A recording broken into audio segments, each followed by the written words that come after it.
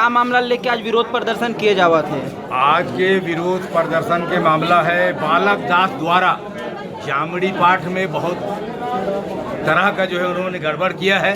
और साथ साथ जो जब इसका जिन्होंने विरोध किया, जिन्होंने कहा कि यहाँ ऐसा नहीं हो सकता, ऐसे ग्रामवासी तुगेगुंडी के लोगों पर हमला करवा दिया और हमला करवा के उनका मैंने जानलेवा हमला हुआ।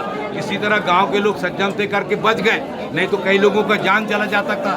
मैंने बाहर के लोगों को बुलवा करके मैंने किसी गांव में जबरदस्ती पहुंच करके उनसे मारपीट कराना, हमला कराना, मैंने ये कितना खतरनाक बात है। इसके बीच में सरकार को लाया, सरकार समझौता किया कि नहीं आप अपना पूजा पाठ करा लीजिए, तो पूजा पाठ कराने का भी कबूल किया और उसके बाद मारपीट हो रहा है। तो बालक दास द्वारा इतना बड़ा षड्यंत्रकारी को मैंने जो सरकार बचा रही, प्रशासन बचा रहा है, उसके खिलाफ जो है बालोद जिला नहीं छत्तीसगढ़ की जनता अपने अपने जिला में जेल भरो कार्यक्रम का कार्यक्रम दिए हैं और उसी के तहत बालोद की जनता आज मांग कर रही है कि बालक दास को तत्काल गिरफ्तार किया जाए। राज्यपाल महोदय ने भी ये कहा, ऐसा मुझे खुफिया जानकारी मिली है कि तुमने मधुमक्खी के छत्ते पे पत्थर मारा है, आदिवासियों को जबरदस्ती तुमने उकसाया है और आदिवासी शांत लोग हैं।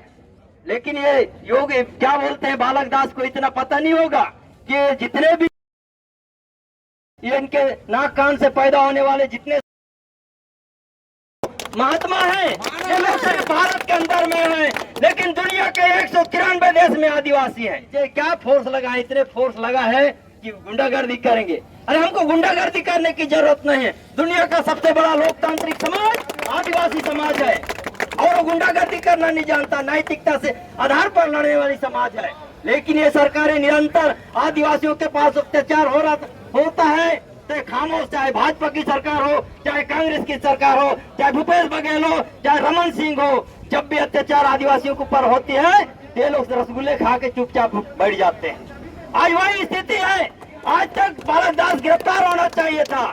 क्या हुआ है बालक दास को? बालक दास क्या आदिवासियों से बड़ा है क्या? बालक दास को किसने परमिशन दिया? आदिवासी 5वीं अनुसूची क्षेत्र में वहाँ पे खुलेआम लोग गुंडे ला के मारवा रहे हैं, हमारे घरों में गुंडे ला के मरवा रहे हैं।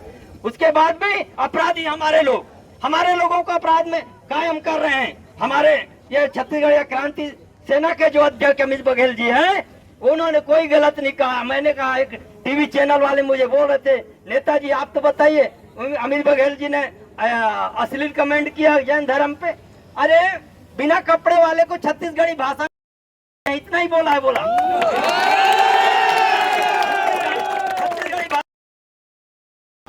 और उसका यही अर्थ होता है, बोला। और उनको गलत लगा तो लगा, लेकिन जिन अपराधियों ने अभी जैन धर्म वाले लोग, लड़के लोग जब भी तुगेगुंडी कांड में अरेस्ट हुए हैं, उनको उनके धर्म वाले क्या बोलेंगे?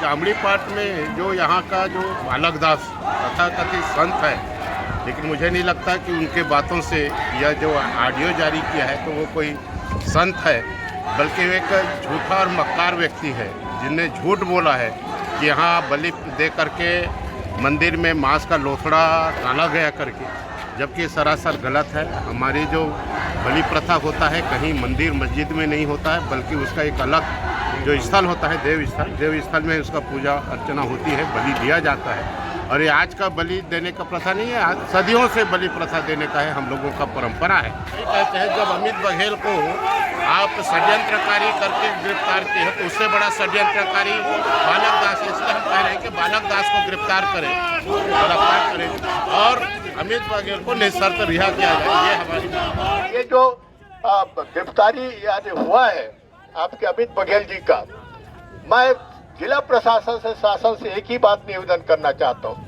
इनके जितने भी भाषण हैं जिसके आधार पे आप लोगों ने जुर्म कायम किया है, पूरा एनालिसिस करना चाहिए।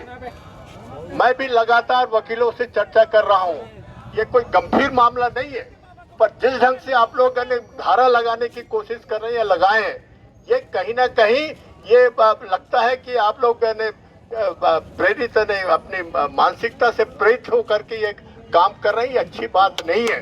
तो मैं चाहता हूं कि इसको आप एनालिसिस करिए। जितने उसके भाषण हैं, छत्तीसगढ़ी में दिया गया है उसका भाषण, और छत्तीसगढ़ी में बोलने से और हिंदी में बोलने से भाव में बहुत फर्क पड़ता है।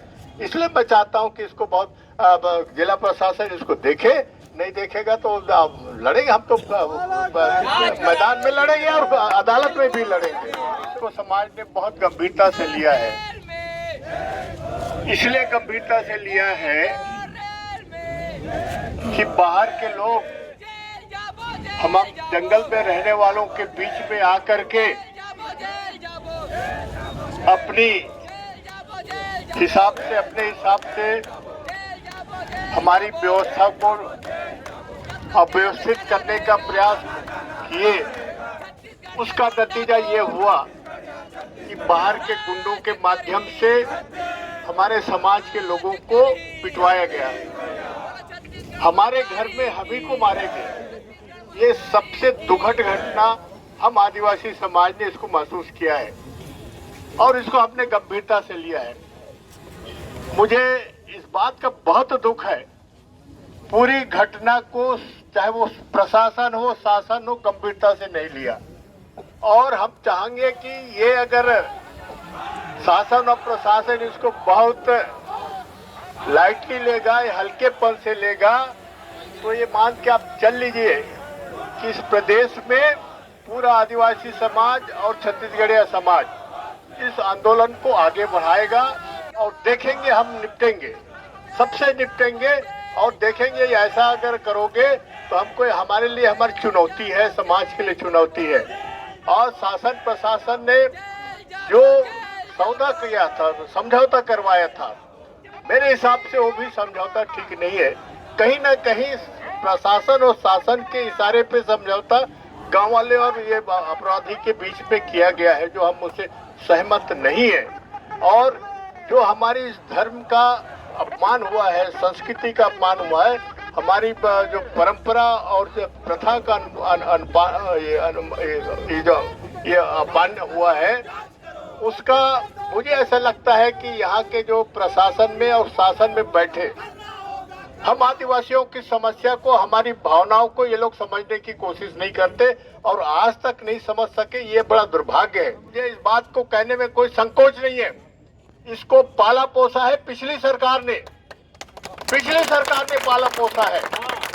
और आज मुझे इस बात का दुख है कि रमन सिंह साहब क्यों नहीं बोलते इस मुद्दे को लेकर के, किसी बीजेपी के नेता, भारतीय जनता पार्टी के नेता से कि मुंह से कुछ निकलता क्यों नहीं है, क्यों कंडेम नहीं करते इस मामले को करके। पर उससे ज्यादा दुखी इस बात की है मैं, मेरे सरी की व्यक्ति, कि आज की सरकार जो कांग्रेस की सरकार है वो भी मौन इसको समर्थन दे रहा है और यही कारण है आज तक गिरफ्तारी नहीं हो सकी।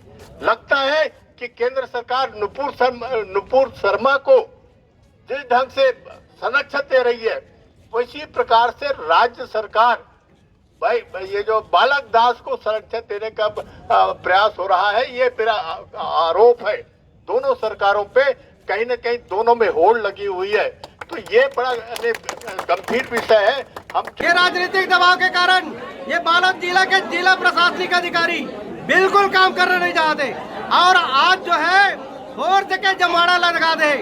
ये छत्तीसगढ़िया मन के संस्कृति ला कुचले बार पूरा छावनी में तब्दील कर दे। बालोद जिला ला पूरा प्रशासन पूरा छावनी में तब्दील हो गए और ये यहाँ के रूढ़ी प्रथा ला पूरा दबाना चाहते। लेकिन सर्व आदिवासी समाज बालोद जिला में नहीं है, सिर्फ छत्तीसगढ़िया में नहीं है, बल्कि विश्व में है। और ये विश्व के जो संस्कृति है वो दुनिया के संस्कृति के माँ होते। ये जितना प्रशासन है, जितना अधिकारी है, वो मल्ला आदिवासी के संस्कृति से सीखेला लगी। ऐसे कुचक्र करे से हमार संस्कृति नहीं जमने वाला। अब आने वाला 1 जनवरी 2023 के रायपुर के बुढ़ादेव तालाब में हम जीवन सेवा देवो, वो हमारा अधिकार है। हमारे राजाओं में अपन लोगों के सुविधा के लिए बुढ़ादेव तालाब के नाम से रखे रही थे। हमारे बुढ़ादेव जब जीवा सेवा लेते तो हम जीवा सेवा देवो, ये हमारा आने वाला भविष्य के काम है। अब हम ये सब प्रशासन के डराए थे, प्रशासन के छावनी बनाए थे, ये आदिवासी मन नहीं डरने वाला। हमार पूर्वज गुंडा दौर शहीद वीर नारायण सिंह जी कैसे लड़ाई लड़ी, अंग्रेजों मन से लड़ी, जमींदारों से लड़ी और आज हमें आजादी दिला है। ये हमार मूल मांग है। आज के हम आने वाला समय में हमार रूढ़ी प्रथा ला जरूर मनाबो।